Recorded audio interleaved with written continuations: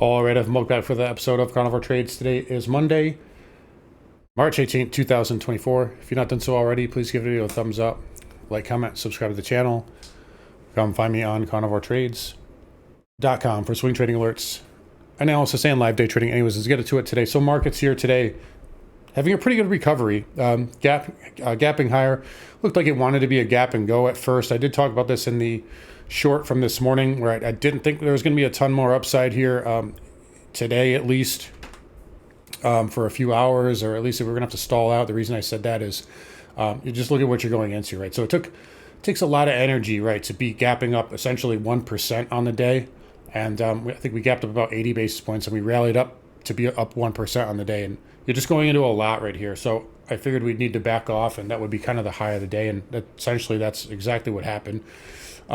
From a micro standpoint, like just looking at the intraday right now, nothing really wrong here. So you're gapping up into a resistance level. You go up there, you test it, you pull back, but you have, essentially, if we use the futures, right, you essentially have like higher lows. Look at the hourly here.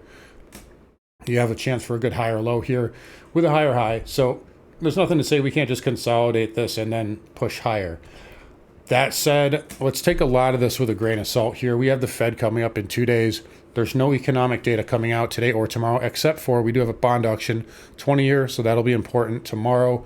And we did get news also that the BOJ would be finally dialing back their yield curve control program. Now, I don't know like how much that's going to, how much I believe them. We can look at the dollar yen here. That's not really moving. And you can tell, obviously, if the market was really freaked out about that, we'd probably be selling off. But we're not really right now. So, again, we'll take everything with a grain of salt till tomorrow, or I should say till Wednesday. So at face value, I would say short term, there's nothing wrong here. You're consolidating beneath resistance. That's a sign usually that you want to go higher.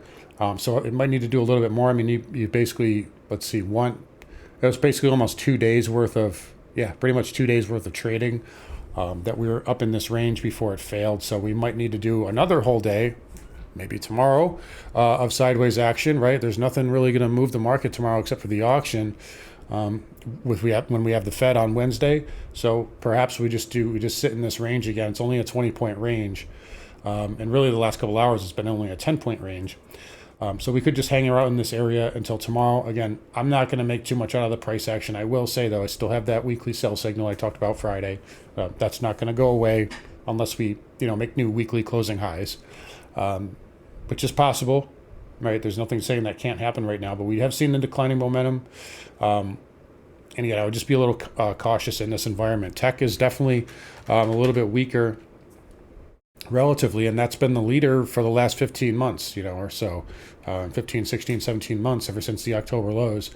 You can see how far away from the highs we are on the Qs, and you can see how far away we are from this trend line on the Qs relative to the SPX and the spider. So just something to note there.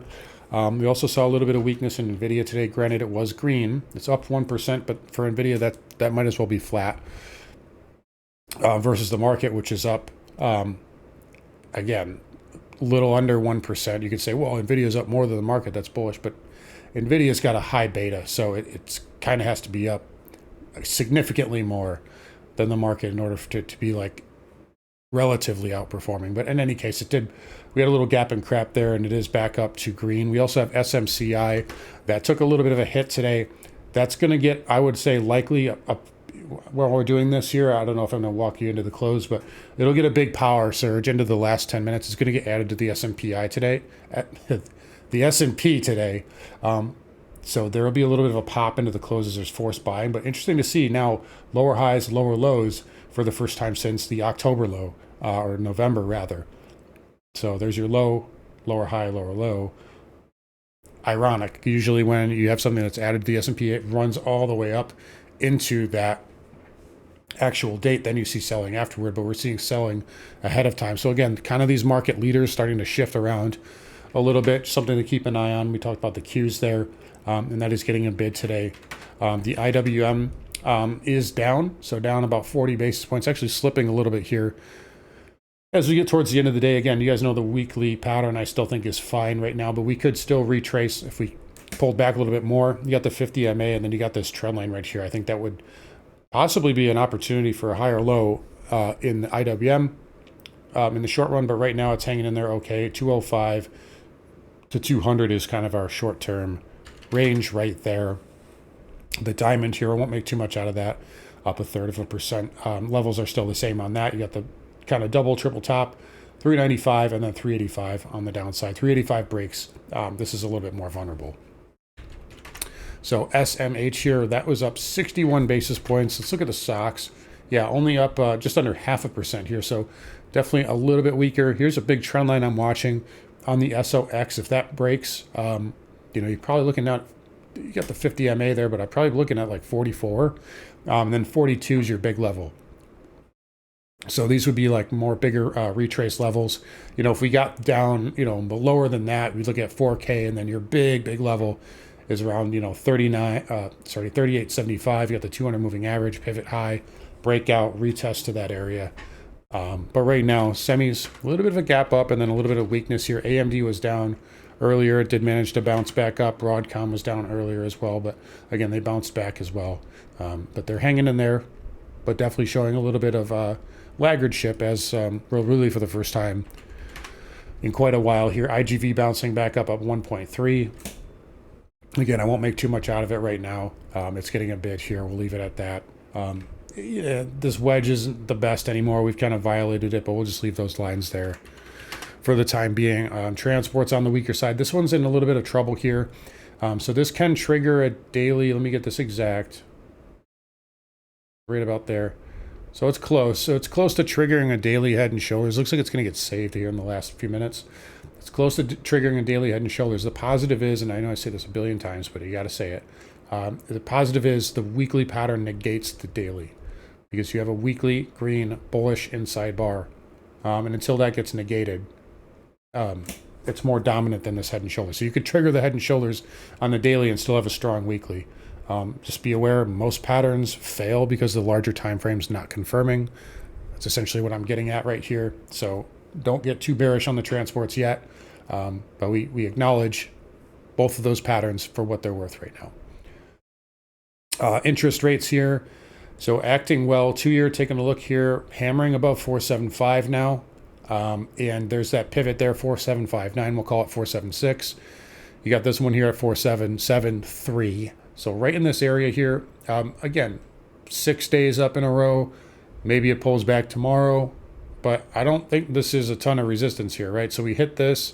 It took us 2-3 months to hit it again, and now it's only taken us 3 weeks to hit it again. What's that telling you? There's less space between the hits. This resistance is weaker now, right? So again, it's already looking like rate cut odds are in jeopardy here. We'll talk about oil in a second, but look at the 5-year. That did make a new high. So the high was 4366. Today's high was 4368. So slight higher high there on the 5-year, slight higher high to this high as well. Again, it might need to pull back just a little bit or consolidate a little bit more, but I think these are poised to go higher. 10-year, same kind of setup. Again, might consolidate or whatever, but next big levels around 4.5 to 4.55, and then the 30-year. If you can get through this pivot here, you're looking at maybe 4.65, 4.66, and then up to 4.75. I don't think the market's going to like that, especially if the twos get up into that close to that 5 range. It's going to be damn near impossible for the Fed to cut. XHB here down 18 basis points. We won't make too much out of that. That is holding up really well overall on the bigger time frame. So VNQ, nice pop up, 6%, 6 cents. Sloppy on the daily. Weekly is still very good. XLF here, up 0.5%, still holding up well. KRE on the weaker side. I don't like what this is doing on the weekly at all. Big inside bar on the weekly. I don't like that. KBE has the same inside bar on the weekly, but it's inside of the bigger green, so I'm giving that the more so the upside bias. Broker dealer is still holding up. Overbought, they can go higher still though. Oil here is on the move, so this is helping put a lot of pressure on rates. I don't talk about it a lot, but look at UGA, so gasoline. We can use RB as well. A lot of contract gappage going on here, so I just like the UGA because it just tracks like the continuous kind of without all those gaps. But up another 1.4. That's gas prices. Here's oil prices, right? New contract here. My target's up in 84.50, 85, 86. Right in this zone here. In fact, you can just it's pretty simple, right? There's your 618, 84.59, right? Look at this. That's where you broke down from 618. That's where it probably wants to go retest. Again, that's putting upward pressure on rates. It's not a good thing for inflation, and it's not a good thing when the jobs market declines and we have oil prices going up, not down.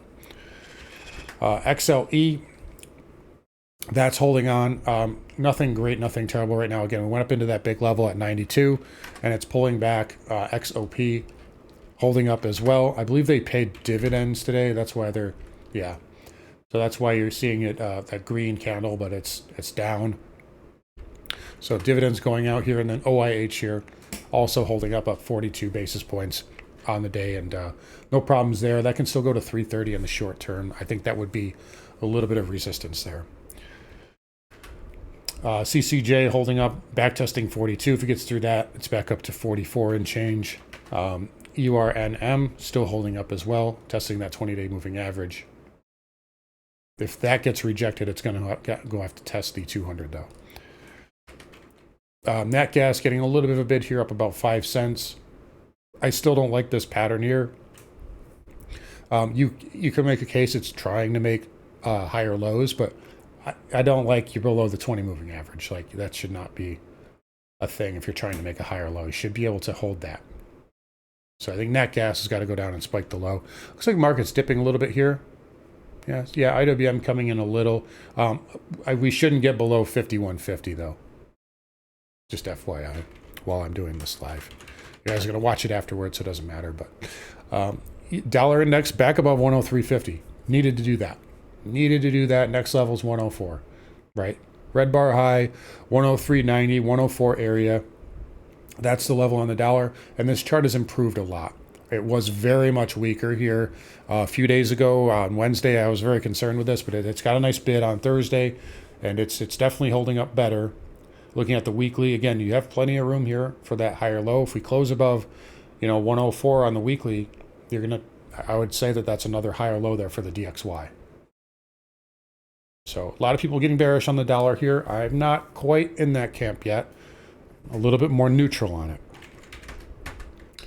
Gold here hanging in there. No problems. Guess what? We tested 21.50, right? And got a little bounce there. So we'll see if it holds. My guess is it still has to do backing and filling down to 2100, but that would be a pretty good bounce level. Past that, 2075. But it had a big move. It's going to have to pull back. I know everybody wants it to go straight to 3 billion. It's not going to work that way. It's going to pull back. It's going to do its thing. Let it come in. And I think dips can be bought. Spider's coming in a little bit here. So we're going to go to 51.50, and that should be about it. Silver here. Inside day, let's not make too much out of it. There's a lot of resistance up there. Platinum backing off, a little outside move down. There's plenty of room for higher lows there. Palladium, same thing. Even starting to kind of hold that 100 moving average. Nothing wrong, really, with that pattern. Copper continuing higher, but it did finally put in a little tail candle, so that could be getting a little tired up here. It just, went straight up. Look at this. Big move. Getting close to 420. Big pivot right there. 419.55, so right in that area. It does need to pull back. We'll see what it does at around $4 or so. And then lastly, Bitcoin. So that's still holding up a little bit weaker here, bouncing off to 20. But notice here, so we've broke out on, the 5th or so of February, or it didn't break out, but we broke away from the 20 here on the 5th or 6th of February. Went into it, touched it on the 26th, touched it again essentially on the 5th, and now we touched it here on the 15th, and now we've got kind of like lower lows, and we're kind of just grinding on top of it. That's a little weak, right? I would prefer to see it not do that. I'd prefer to see it bounce off that. Additionally, on the weekly, we did close below 69.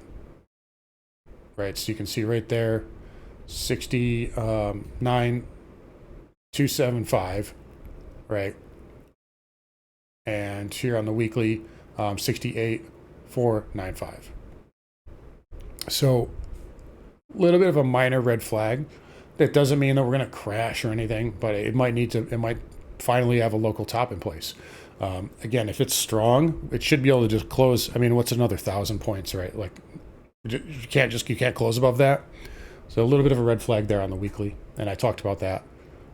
Outside of that, I mean, it's overbought, right? It's at some point it's gonna have to pull back. You just went from 40K to 74 in like a month and a half, so you got to expect these things to happen here. But overall, it's nothing terrible, but it does look like it's slowing down a little bit. All right, so market's backing off here as we get closer to the end of the day. I don't see SMCI doing much. There's about 8 minutes left. We'll see what we get here, but this should be the low right now. We'll see if they bounce it up here into the end of the day, but again, I wouldn't make too much out of the price action right now. Again, we're going into the Fed here on Wednesday, and again, tomorrow we had an auction, but that's really it. So again, take this all with a grain of salt here until proven otherwise, or until we get some news out of the Fed. So anyways, yeah, it's going to wrap up here. You guys take care. Come find me on carnivoretrades.com. I will talk to you guys all tomorrow.